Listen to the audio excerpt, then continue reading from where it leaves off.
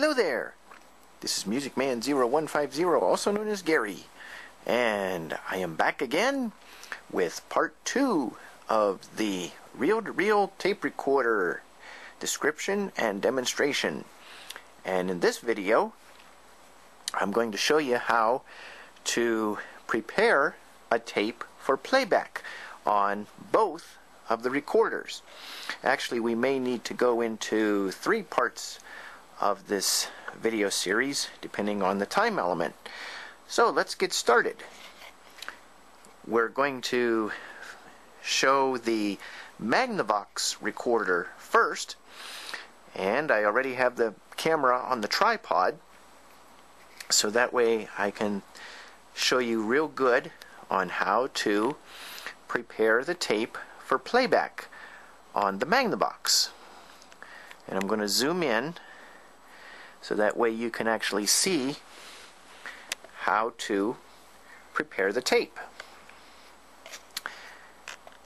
Just trying to get it so that way you could see it really good on everything. There we go. Okay, now here's what we got to do. I already got the supply reel on the left spool, which is here, and this is the take-up reel. Now it doesn't matter what kind of take-up reel you use. I just happen to have this gray one because it was empty, so that's what we're going to use. And the first thing that we're going to do is carefully take the tape from the supply reel and make sure that it's straight. I want to make sure that there's no twists. And then what I always like to do too is rewind it just a little bit by hand to make sure that I don't have too much slack on the tape, so that way it doesn't twist or become wound wrong. Now, for video demonstration purposes, I'm going to take off the head protector covers so that way you can actually see how the tape threads into the Magnavox tape recorder. We're first going to make sure that the tape is on this post here, right here, and then the tape goes against this head. I don't know if you can see, because I can't see exactly what's being shown on the camera, but you can see the tape is going against this head here. Then what you have to do is you have to take the tape and go in front of this part right here. Don't go behind it, go in front of it, and that way the tape will go on the head at its full contact. Because if it doesn't hit the head properly, the sound could be muffled or you can get backwards recordings. So then after the tape is in front of this part right here, then it goes on this head, and then it has to go between the capstan and the pinch roller. Now, what I'm also making sure of is that the tape didn't twist on me. And right here, if you can see it, right here, it did twist a little bit. So we want to make sure that that's straight. There we go. And then, after it goes between the capstan and the pinch roller, then it has to go against this post right here. Sometimes what happens is if you're not careful, the tape can go like this, and it will go against this plastic post here, and that's the head cover post. You don't want it to go there. You want it to go on this metal post, so that way the tension is proper and the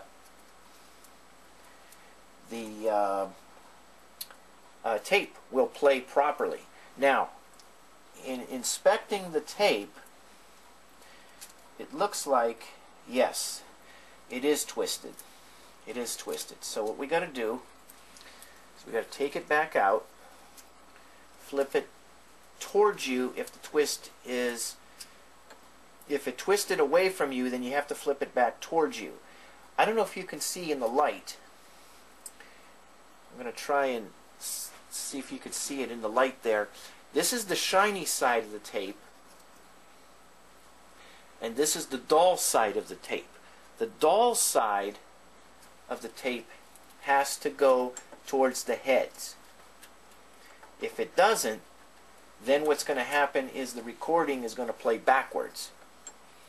So always make sure that the dull side of the tape goes against the tape heads. Now we have, looks like we have now in a proper alignment. And now the next thing we're going to do is take the tape and feed it under the take-up reel, which I've done. And now I'm turning the take-up reel until I find a little slot that the tape can go through very easily, and it's right here. And I know my hands are getting in the way, but there is a little slot here on this tape, on this reel I mean. And now, once I get it into the slot, then I hold the tape with my finger like this, and then slowly turn the reel one full turn in a circle. And then the tape catches onto the take-up reel, and then it's able to play properly. Then what I do is, after I feed the tape through and making sure that all is aligned properly, then I put the head covers back on like so. And a lot of times I don't take off the bottom one, but I took it off for the purpose of this video so you can see how the tape actually threads through. So now I'm going to put the head cover back on the bottom, and we'll also put the head cover back on the top. Now I always take the top one off because it's easier for me to see how the tape threads through. So I always take the top one off, but then I'm now going to start getting into the habit of putting these back on after after I thread the tape in, you know, to keep the heads protected and also the tape protected. Then what you want to do is put these reel fasteners on. Some reel-to-reel tape recorders, you have these little rubber fasteners to keep the reels on. And some reel-to-reel tape recorders, they have a built-in locking mechanism that you pull out part of the spool, turn it a little bit, and then it locks the reel in place. So it depends on the machine you use. But this one here has the rubber mounts to keep the reels from flying off. It's not so bad when the machine is laying down like this, but if it was standing upright, then you'd want to definitely have these on so that the reels don't start vibrating off the spool. And then you'd have big time problems with the tape unwinding and knotting. So there's the preparation for the tape for play. Now all we need to do is just put this in play mode, and there's the sound. Now you notice that it started already into the recording, so it sounds like that this recording is very, very close to the edge.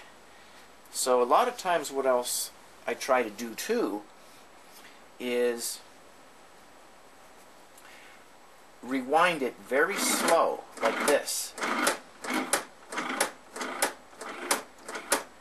just to see if I can get it right to the beginning of the recording.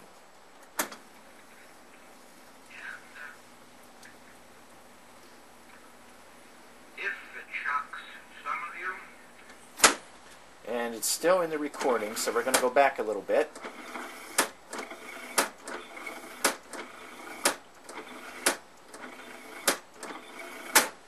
And what I always try to do too is I try to be careful not to let the tape come out of the take-up reel, otherwise then I have to feed it back through again.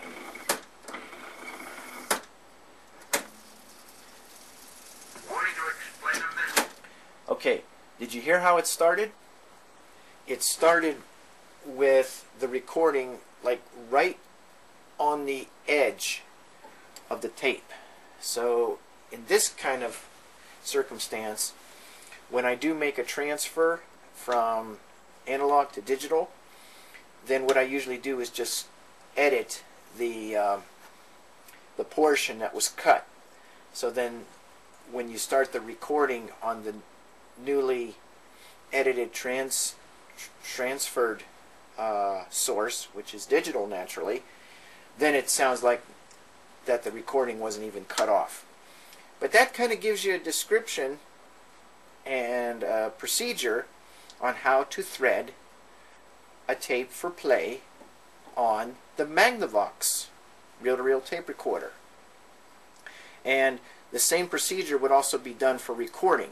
The only additional step you have to take is, before you start recording, is put this control in pause, then adjust your levels using the controls here and the meters, and then when it's all set, then you can start recording. And just a tip for recording on reel-to-reel: let the tape run at least 15 to 20 seconds with no kind of source going on to the tape. That way, if the tape breaks, or if it's on, if it's being put on a different machine where the tape has to wrap around more devices before you can actually play it, the recording won't start right away, or for that matter, the recording won't be missed, from the very, very beginning. So always let a reel-to-reel run at least 20 seconds.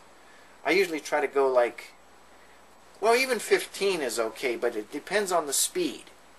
Depends on the speed. If you're using a fast speed, let it run for at least about maybe 10 seconds. That's plenty ample time, because on fast speed you don't get that much space of recording time, depending on how long the tape is. But if it's slow speed, you could get away with